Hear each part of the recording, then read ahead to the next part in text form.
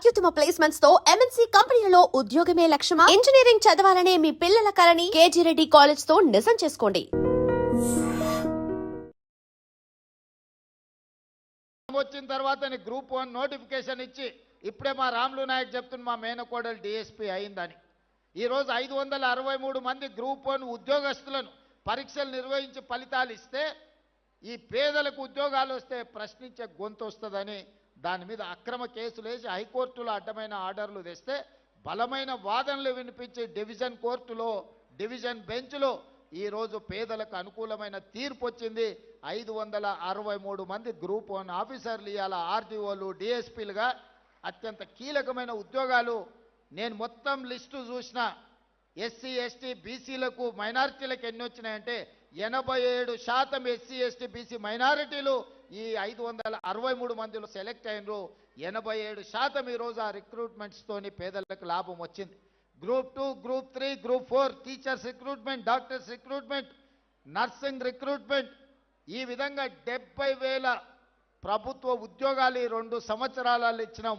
దాదాపుగా 70,000ల్లో 85% పైగా SC ST BC మైనారిటీలకు ప్రభుత్వ ఉద్యోగాలు ఇచ్చినాము. ఒక్కొక్కరి పేరు ఒక్కొక్క ఊరు వివరాలు ఇస్తా. ఎవరికైనా అనుమానం ఉంటే ఇక్కడున్న చదువుకున్న అధికారులతో పాటు ఎవరైనా నేను చెప్తున్న వివరాల మీద అనుమానం ఉంటే ప్రభుత్వం అధికారికంగా లెక్కలిస్తుంది. మీరు లెక్కబెట్టి చూడండి. ఈ ప్రభుత్వం పేదల కోసం పనిచేస్తుంది. ఈ ప్రభుత్వం పేదల అభివృద్ధి కోసం పనిచేస్తుంది. ఒకప్పుడు భూములుండే ఇందిరాగాంధీ గారు అగ్రికల్చర్ సీలింగ్ యాక్ట్ తీసుకొచ్చి ఇందిరాగాంధీ గారు లంబాడ సోదరులకి ఎస్టీ రిజర్వేషన్లు ఇచ్చింది. ఇందిరాగాంధీ తెచ్చిన అగ్రికల్చర్ సీలింగ్ యాక్ట్ ప్రకారం జాగీర్దారుల దగ్గర జమీందారుల దగ్గర భూస్వాముల దగ్గర ఉన్న లక్షలాది ఎకరాల భూములను తీసుకొని 25 లక్షల ఎకరాలను అసైన్మెంట్ పట్టాల రూపంలో ఎస్సీ ఎస్టీలకు భూ పంపకాలు జరిగినాయి. ఈనాడిగా పంచడానికి భూమి మిగలలే. మా యువకులు మా ఆడపిల్లలు జాగ్రత్తగా వినాలి. ఆ పైన ఉన్న వాళ్ళు కూడా మీ తల్లిదండ్రులు మీ తాతలు వ్యవసాయాన్ని నమ్ముకున్నారు. మీ తల్లిదండ్రులు మీ తాతలు తండాలలో గూడాలలో పేదరికాన్ని అనుభవించారు. మీ తల్లిదండ్రులకు ఇందిరాగాంధీ గారు తీసుకొచ్చిన చట్టం ద్వారా ఇందిరమ్మ ఇండ్లు పక్కా ఇండ్లు అన్నప్పుడు మీ గూడాలలో తండాలలో పక్కా ఇండ్లు వచ్చినాయి. మీకు భూమి లేదన్నప్పుడు ఆత్మగౌరవం లేదనుకున్నప్పుడు అసైన్మెంట్ పట్టాల రూపంలో మీకు భూములు ఇచ్చి మీ ఆత్మగౌరవాన్ని ఇందిరాగాంధీ గారిని నిలబెట్టినరు. ఇవాళ లంబాడ సోదరులు వాళ్ళ సొంత తల్లిదండ్రులది లేకపోతే తాత ముత్తాతల్ని ఇంట్లో ఫోటో పెట్టుకున్నా పెట్టుకోకపోయినా చాలామంది లంబాడ సోదరులు ఇండ్లలో పోతే ఇందిరాగాంధీ ఫోటో కనిపిస్తుంది. మా రవీంద్ర నాయక్ గారికి తెలుసు, నేను చూసిన. కానీ ఆనాడు ఇందిరాగాంధీ ఇచ్చినట్టు ఇవాళ మీకు భూములు ఇవ్వడానికి ప్రభుత్వం దగ్గర లేవు. ఇవాళ దళితులకు గిరిజనులకు నా సూచన ఒక్కటే, ఆనాడు ఉన్న పరిస్థితుల్లో కాంగ్రెస్ పార్టీ సంక్షేమము అభివృద్ధిలో ఒక విధానాన్ని తీసుకున్నది. ఆ శకం ముగిసింది. ఇవాళ నిజంగా నాకు మీకు భూములు ఇవ్వాలన్నా ఈ ప్రభుత్వం దగ్గర భూములు అందుబాటులో లేవు.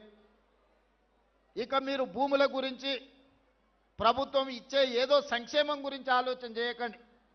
ఈ ప్రభుత్వం మీకు చదువు ఇవ్వదలుచుకున్నది. ఈ ప్రభుత్వం మీకు సంక్షేమం కాదు, సంక్షేమంతో పాటు మీకు చదువు ఇవ్వదలుచుకున్నది. నా సూచన ఒక్కటే, ఇక్కడికి వచ్చిన పిల్లలందరికీ చదువుకోండి, బాగా చదువుకోండి. చదువుకోవడానికి ఏం కావాలనో నన్ను అడగండి. మీరు డాక్టర్లు అవుతారా, మీరు ఇంజనీర్లు అవుతారా, మీరు ఐఏఎస్లు అవుతారా, మీరు ఐపీఎస్లు అవుతారా, మీరు ప్రొఫెసర్లు అవుతారా, ఈ దేశాన్ని మీరు ఏలడానికి ఏమవుతారో చెప్పండి, నేను మద్దతు ఇస్తా. మేమేమీ చేయం, ఇంటి దగ్గర ఉంటాం, మాకేదన్నా భూమి సార్, లేకపోతే మాకేదో చిన్న చిన్న వ్యాపారాలు చేసుకుంటాం అనేది వదలండి. లంబాడ సోదరుల చైతన్యం ఉంది. లంబాడ సోదరులకు ప్రపంచం గురించిన అవగాహన ఉన్నది. నేను చెప్పేది ఒక్కటే, యుక్త వయసులో తప్పుదారి పడితే జీవితకాలం బాధపడతారు, మీ తల్లిదండ్రులకు భారం అవుతారు. కానీ ఈ వయసులో కష్టపడితే, ఈ వయసులో మీరు చదువుకొని, చాలామంది ముందు వరుసలో అధికారులు ఉన్నారు. అధికారులు ఎవరున్నా గుర్తించి వాళ్లకు వివిధ శాఖలలో కీలకమైన హోదాలు ఇచ్చిన. ఎందుకంటే ఆ స్ఫూర్తి మీకు రావాలి. అరే మా వాడు ఈఎన్సీ అయిండు, మా వాడు సింగరేన్కి సిఎండి అయిండు, మా వాడు ట్రైకార్కి చైర్మన్ అయిండు, లేకపోతే మా వాడు వివిధ కార్పొరేషన్లకు చైర్మన్లు అయినరు, మా వాళ్ళు ఎమ్మెల్సీ అయినరు, ఎంపీ అయినరు అంటే చదువుకోవడం వల్ల ఈ అవకాశం వచ్చిందని భవిష్యత్ తరాలకు ఈ యువతరానికి అవగాహన ఉండాలి అని చెప్పి మీ వాళ్లకు వివిధ అత్యంత కీలకమైన హోదాలు నేను ఇచ్చిన. అందుకే భూముల గురించి అందించే తాత్కాలిక సంక్షేమం గురించి ఆలోచన చేయకండి. మీరు భవిష్యత్తును నిర్దిష్టంగా నిర్ణయించుకోండి.